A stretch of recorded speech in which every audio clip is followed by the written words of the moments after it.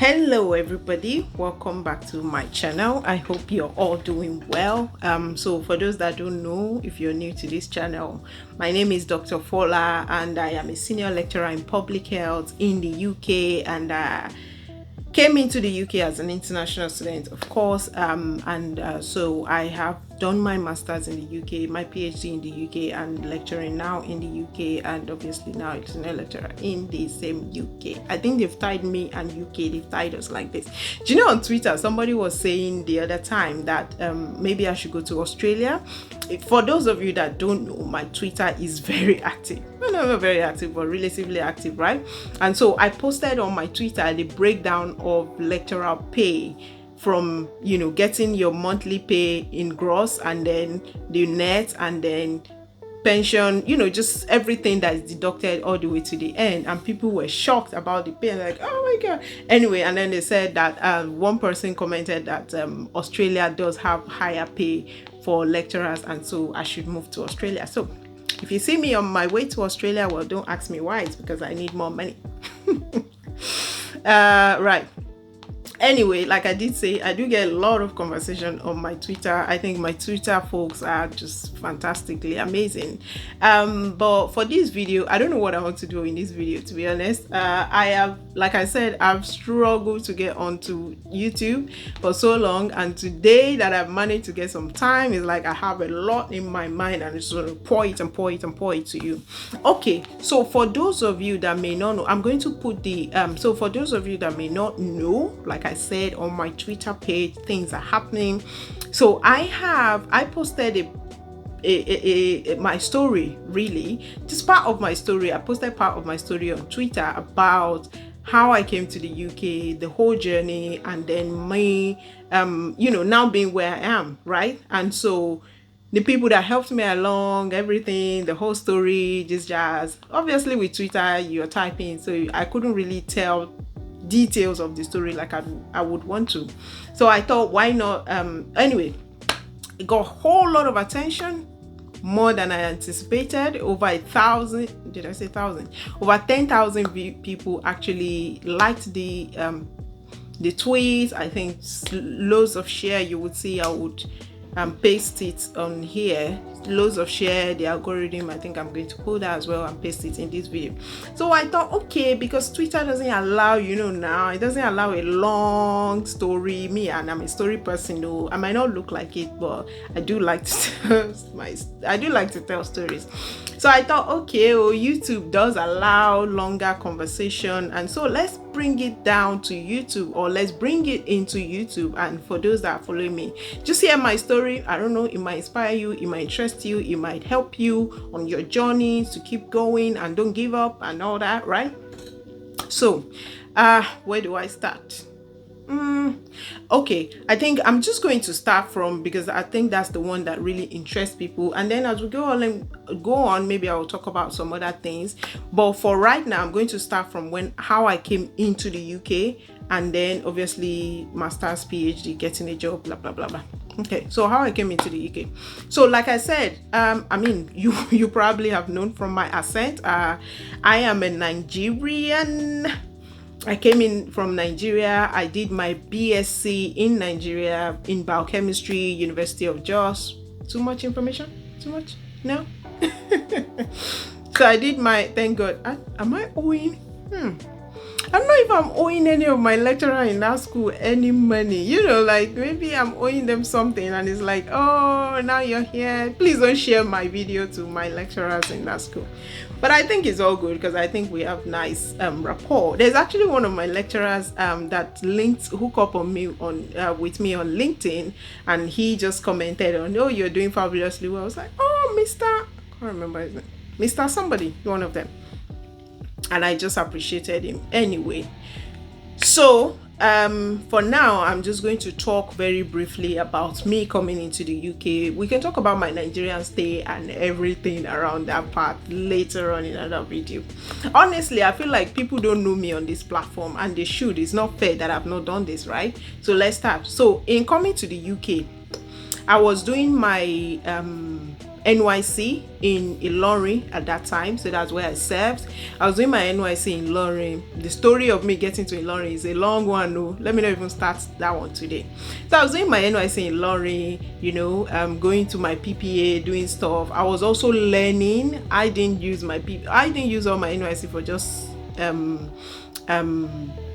PPA job. I was also learning, so I was learning bead making, bridal, you know, stuff, bouquet, ashoke, tying gele, yeah, all that owambe stuff. What else? Oh, hall decoration. Yeah, that was the big one. I was doing hall decoration with my boss. I was just doing a lot of things in addition to my PPA as well. True story. I actually served in a local government, and sometimes when I go to my local government, my madam would just be like, in the health department in my local government, and she'd just be like, you are here again, please, what, I don't have anything to give, maybe you should go and come back. I'd be like, ma, go and come back. Yeah, it's a lorry. I was sitting with all these. Anyway, let me not stay too long on that one, because like I said, it's another conversation entirely. You see this me, I have stories. Anyway, so my friend sent me, my very good friend Michelle, I'm going to name you, for those that know, Michelle is like my party, my bestie. So Michelle sent me the message about Commonwealth Scholarship. I never heard of, like I said, maybe because of where I'm coming from, like I'm from a place where studying abroad is like, it doesn't even cross my mind, kind of. So I mean, it used to I remember when I was in GS class, it used to cross my mind. I used to dream and be hopeful about it, but realizing the financial constraints, I just knew that, okay, and I completely forgot about it. So anyway, Michelle sent me this link, and she said, oh, in her own NYC place, she was serving in Abuja, obviously the big place. There's virology department where she was working. I think it's in APIN, that HIV virology something. So anyway, that's where she was, and they came to announce, or they came to advertise, or they came to tell them about Commonwealth Scholarship or something like that. I think it was University of London Metropolitan, yeah, I think it's that one. So anyway, she sent me the link. I had a look, and she was like, for now, I know that me, I don't like book, but immediately they were saying everything. I was just thinking about you, because you are the one that like books. So just go and read more on these things. You know, that's how she talks. Maybe not, that's how.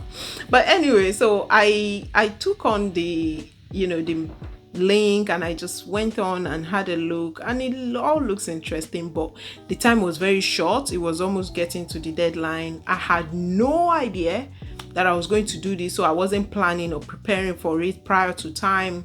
And this is my I'll be giving you nuggets as I go along. Please make sure you get yourself prepared before the scholarship calls come in. So don't wait until you see the scholarship advert before you start working to submit to it. Already have your documents. There are so many parts of scholarship application which we'll be looking at in this channel, but there are so many parts of scholarship application. Please get them going. Try and sort different parts as you go on before you even get to the final part, which is, oh, they are now calling for application submit. Anyway, so the application came, I got the link. I tried looking into it. I tried anyway, you know, putting personal statements, putting in all the information needed. I selected schools. I think I selected Cambridge and some other schools. I don't even know. I was just doing, you know, when you're like, I was just, my DIY was in the bin.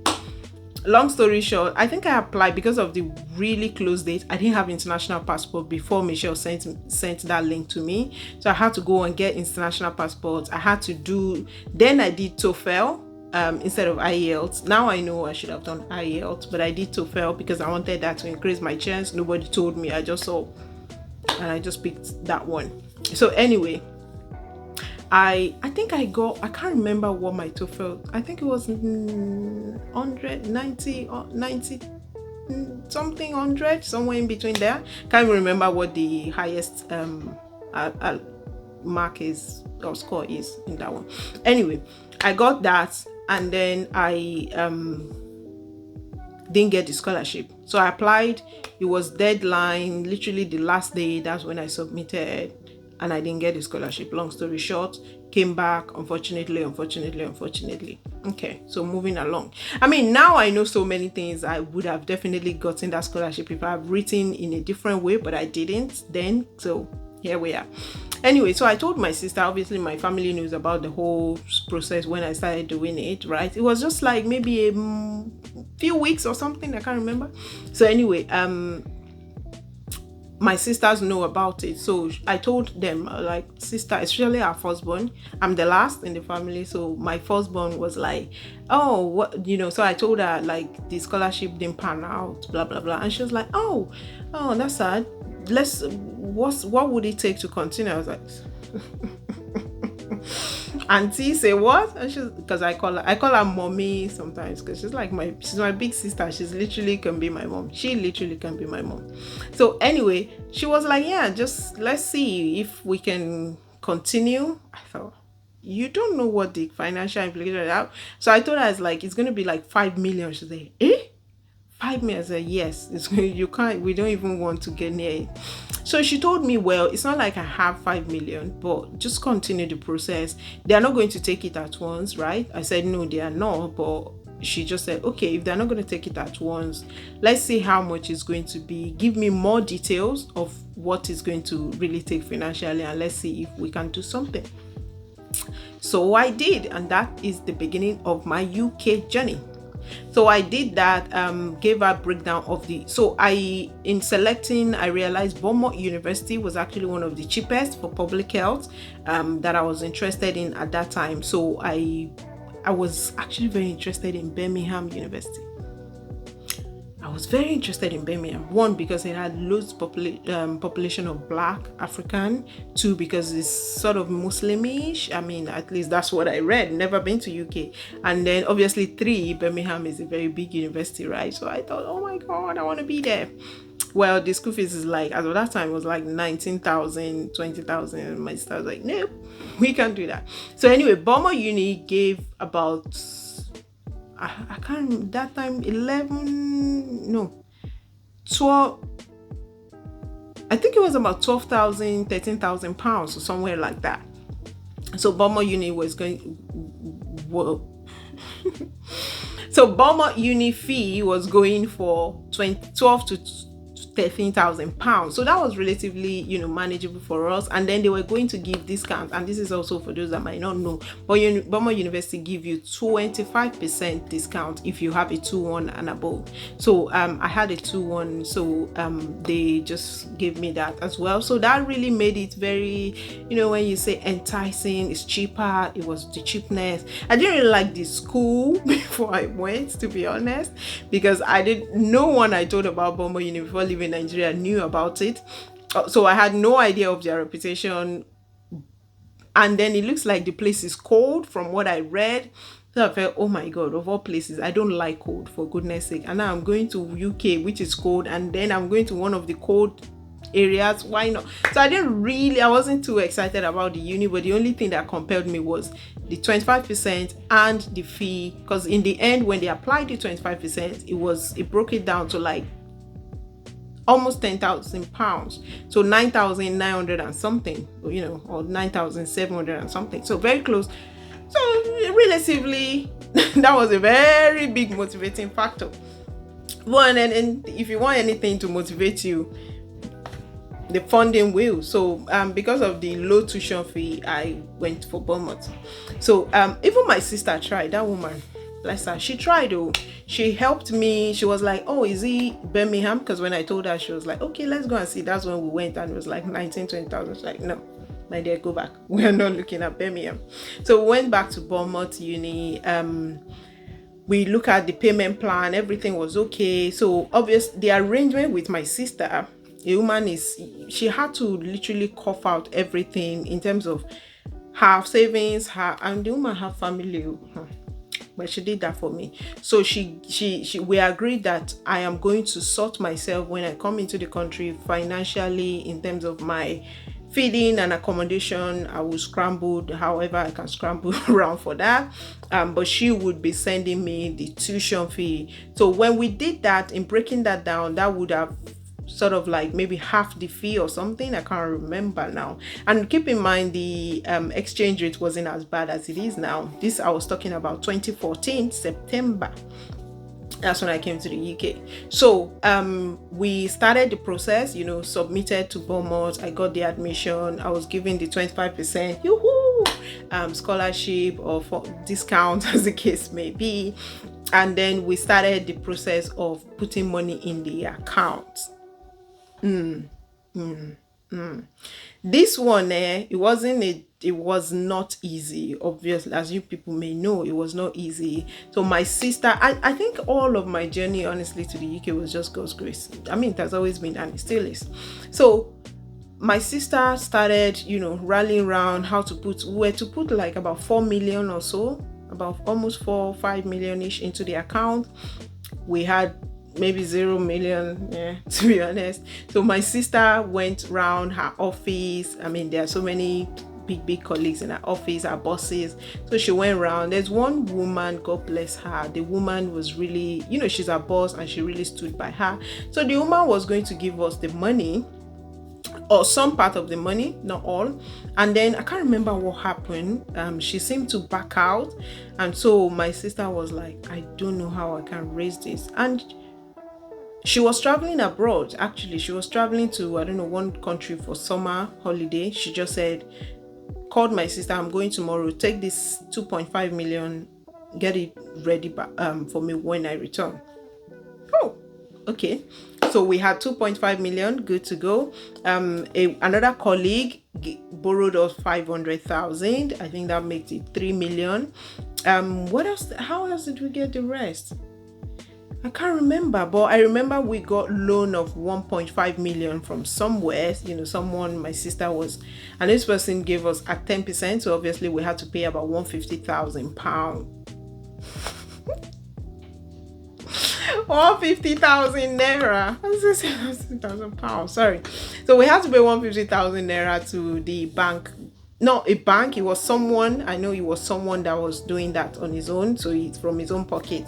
So we had to pay 150,000 back. So a long story short, the 4-point-something million got into my account, and it read for 28 days, 30 days roughly.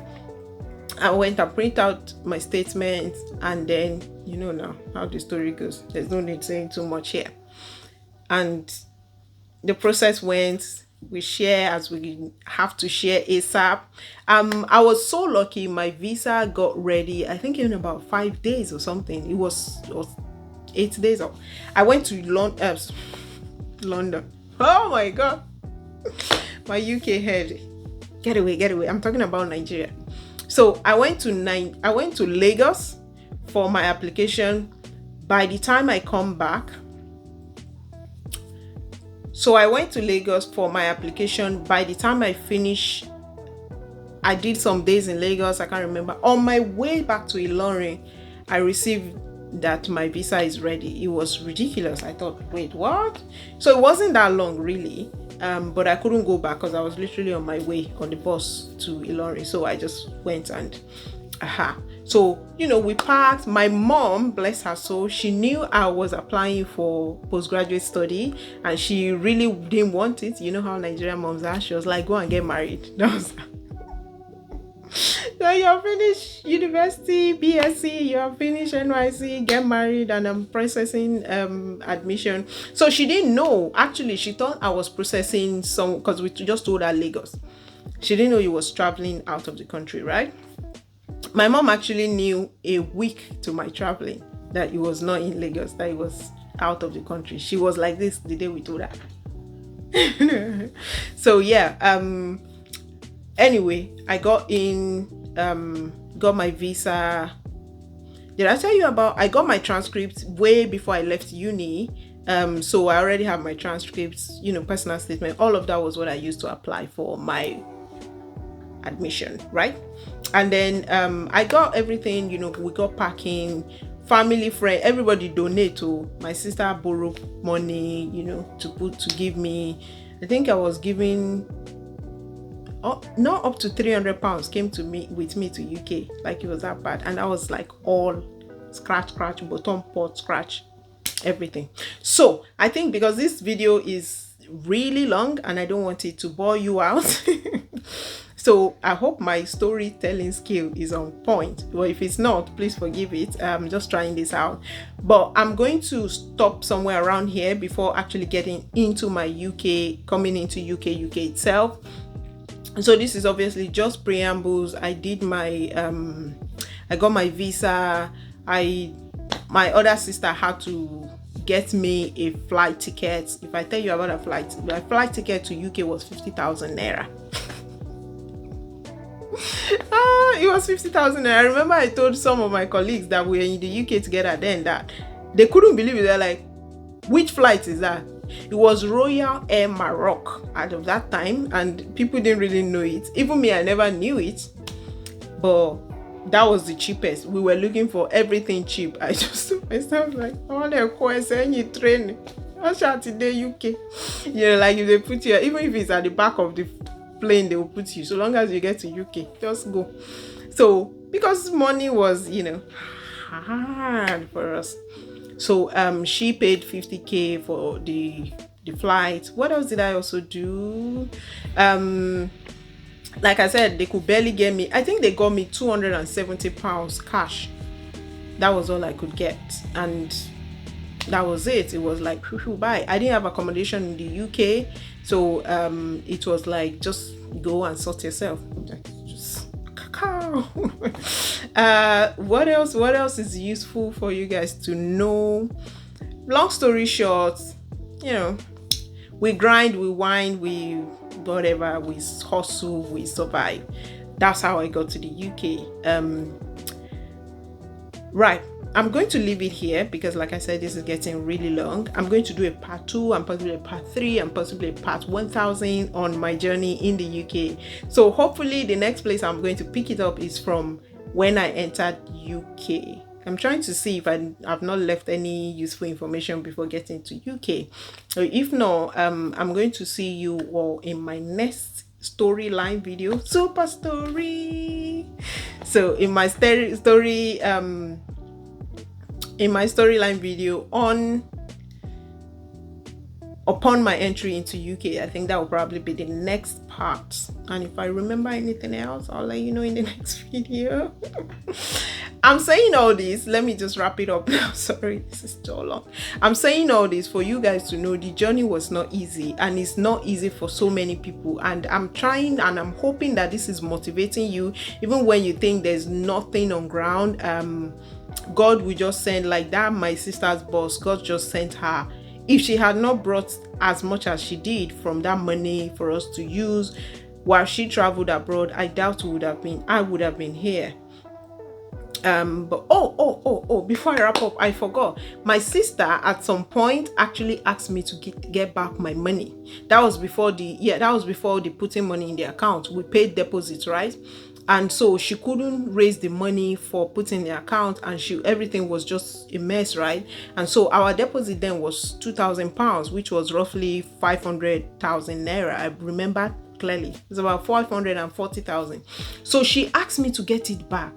We've already sent it to school. She now asked me to get it back. Now I sent it through my other sister who has a boss who has, UK account. And so somehow there was a bank issue and the transaction didn't go through for a long time, right? So when my sister asked me to get that money back, and then I called my second sister, she actually still was able to pull that money from her boss's account because the transaction has not gone through. But my sister in the other one, my second sister was like, no, we are not going back. Tell auntie that I've sent that money. And I was like, but you say it's still in the account. So, yeah, I know, but tell her I've sent it.